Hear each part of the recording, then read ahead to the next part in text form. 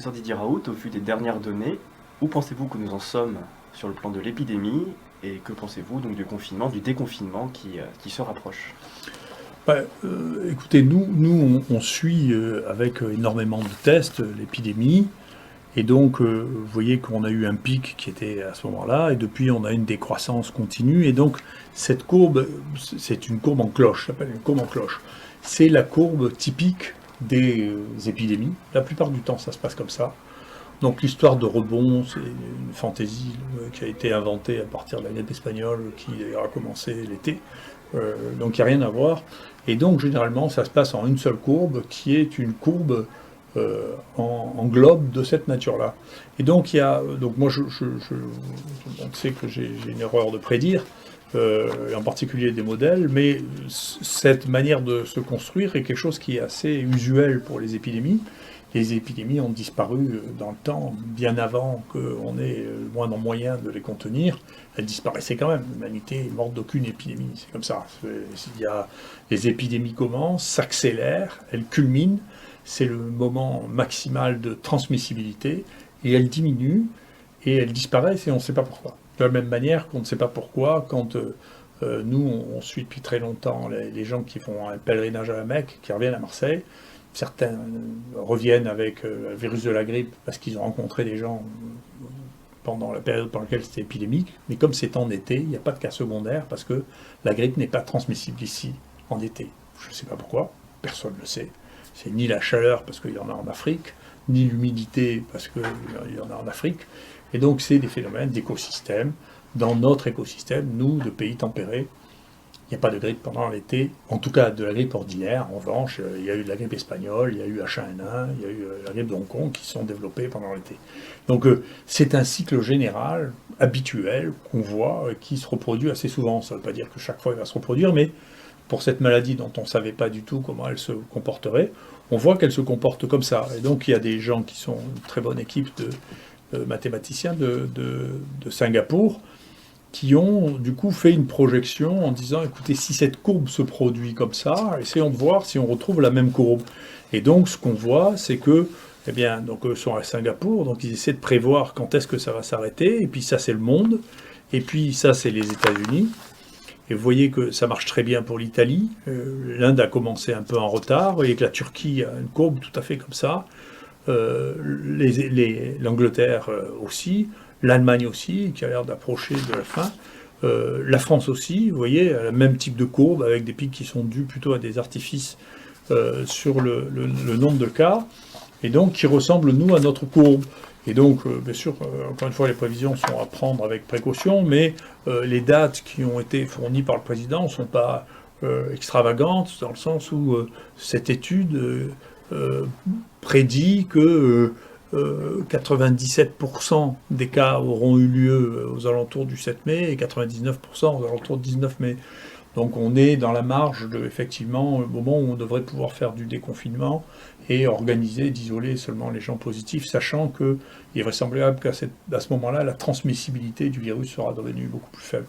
Voilà, ça c'est des données réelles, encore une fois, hein, c'est pas des fantasmes sur la maladie. Hein. Donc le rebond, je ne sais pas d'où ça sort. Ça, le fait qu'il faut 70% d'une population immunisée pour la contrôler non plus, c'est des chiffres entièrement virtuels.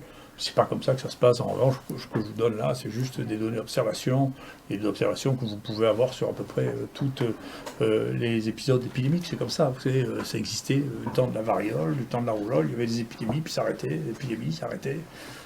C'est comme ça, pour des raisons qu'on connaît très mal. Peut-être que l'avenir nous permettra de mieux comprendre les relations entre l'écosystème et la transmissibilité des maladies infectieuses. Pouvez-vous nous faire le point quant au traitement proposé pour guérir les patients atteints par le coronavirus?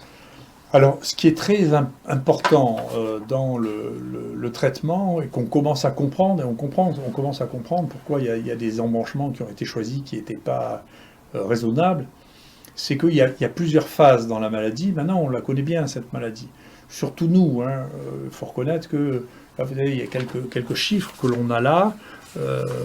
Il y a 25 000 personnes qui sont venues se faire détecter ici, hein, dont 16 000 qui étaient symptomatiques, 1000 personnels hospitaliers. Les taux de positivité ont culminé jusqu'à 22%. Actuellement, on voit bien que ça diminue parce qu'il n'y a plus que 5-6% de positifs. On a fait maintenant plus de 6000 sérologies. Je vais vous en donner les résultats qui expliqueront pour ce qu'on pense pour les patients. On a testé aussi les personnels exposés. On n'a que 3% de personnes qui étaient exposées ici à l'IHU qui ont des anticorps. Donc la protection et les mesures qui ont été prises ici pour ne pas être contaminés sont très bonnes parce que c'est l'équivalent de ce qui se passe dans la population générale. Donc les gens qui ont travaillé ici avec nous n'ont pas été plus exposés. On a suivi à peu près 4000 patients ici infectés, c'est ce qui en fait encore une fois une des plus grosses séries mondiales, hein, ou peut-être la plus grosse. 3300 ont été suivis en hôpital de jour et 630 ont été hospitalisés. Avec ça, Bernard Scola a fait un travail exceptionnel pour isoler le maximum de virus. Donc il a ensemencé 4000 prélèvements pour isoler les virus. Il y a déjà 1500 souches qui sont établies, 1300 qui sont en cours de culture. Nos amis radiologues, le service du professeur Jacquier, s'est lancé d'une manière très très très rapide dans la pratique des scanners à basse dose qui sont meilleurs que les radios du thorax et qui n'ont pas l'irradiation des scanners traditionnels. Il y en a près de 2000 qui ont été réalisés. On trouve, c'était très important parce qu'on trouve des lésions pulmonaires chez des gens qui apparemment ne sont pas symptomatiques. Donc dans cette période où on a le virus et on dit vous n'êtes pas symptomatique, si vous faites des scans low dose, on trouve dans plus de la moitié des cas qu'il y a des lésions pulmonaires. Les Chinois avaient trouvé ça, nous on l'a confirmé.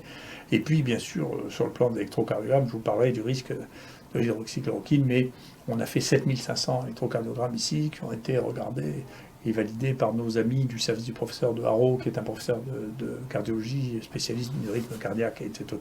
Avec ces virus, on a séquencé 434 génomes, je crois que ça fait le double de tout ce qui a été réalisé en France par ailleurs. Il y en a 309 qui sont analysés pour montrer ce qu'il existe de spécifique. Et puis pour les médicaments, on a fait à peu près 1400 dosages d'hydroxychloroquine et 500 d'azithromycine pour, bien entendu, évaluer la concentration des médicaments, comprendre de temps en temps pourquoi il y avait des échecs, et puis surtout éviter qu'il y ait des problèmes de surdosage, bien sûr, parce qu'il faut être attentif.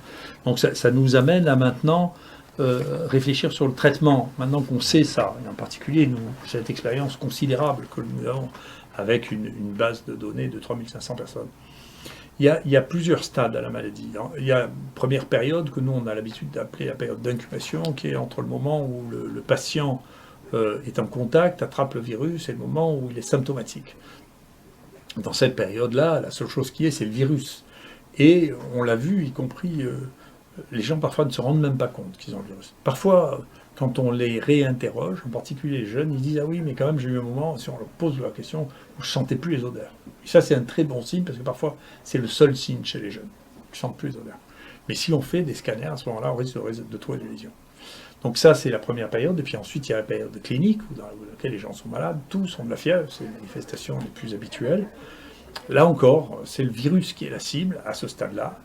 Mais il faut les traiter relativement tôt. On savait ça pour la grippe, par exemple. On sait que le Tamiflu, ça marche pendant le premier et deuxième jour de grippe, et puis ensuite, ça ne marche plus. Donc, on sait ça. On sait que pour les infections virales, c'est au début qu'il faut traiter, parce qu'ensuite, la réponse que nous avons contre les virus peut être tellement forte que la question n'est plus le virus, mais la réponse.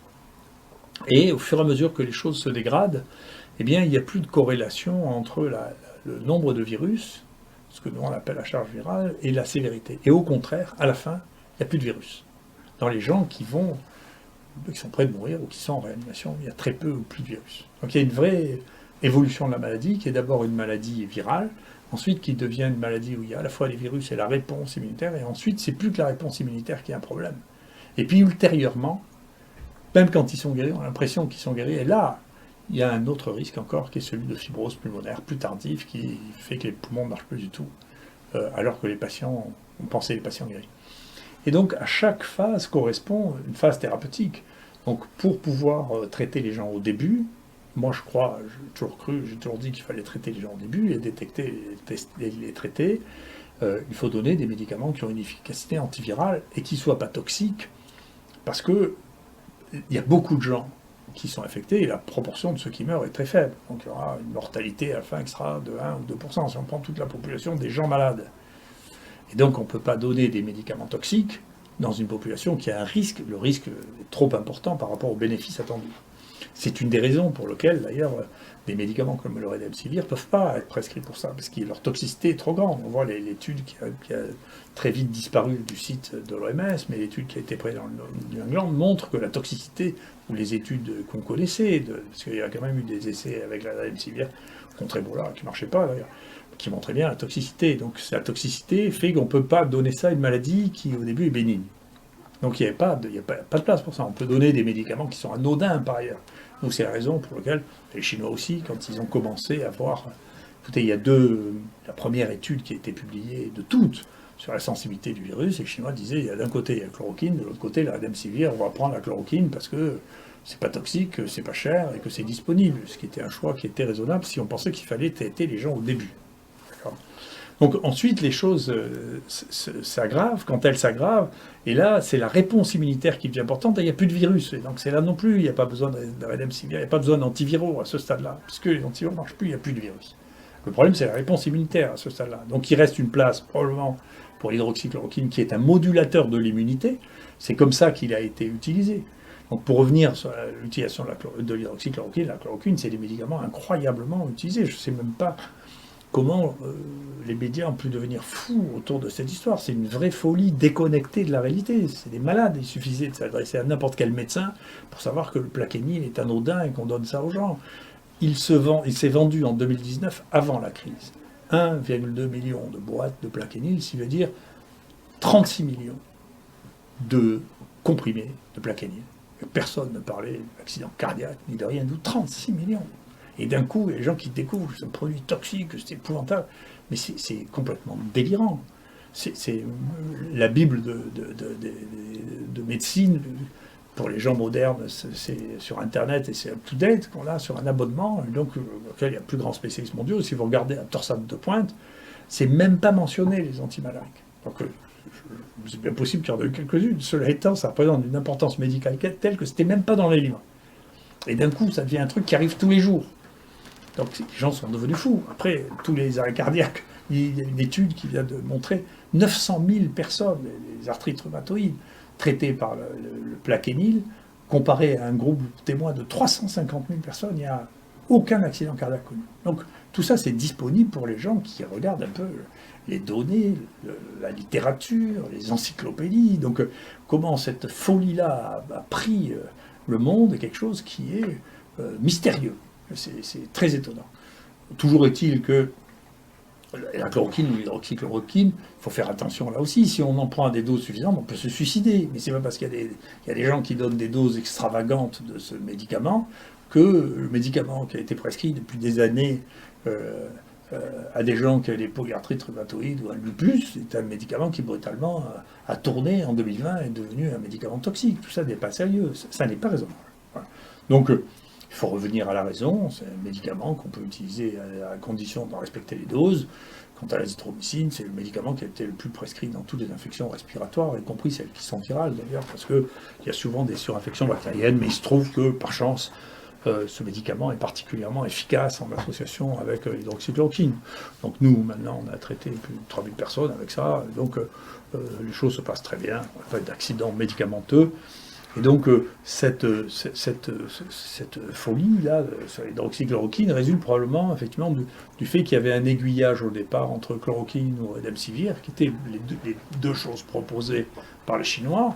Et puis ensuite, les Chinois ont dit, écoutez, nous, on fait une communication préliminaire en disant on a déjà traité une centaine de personnes et ça donne un effet positif.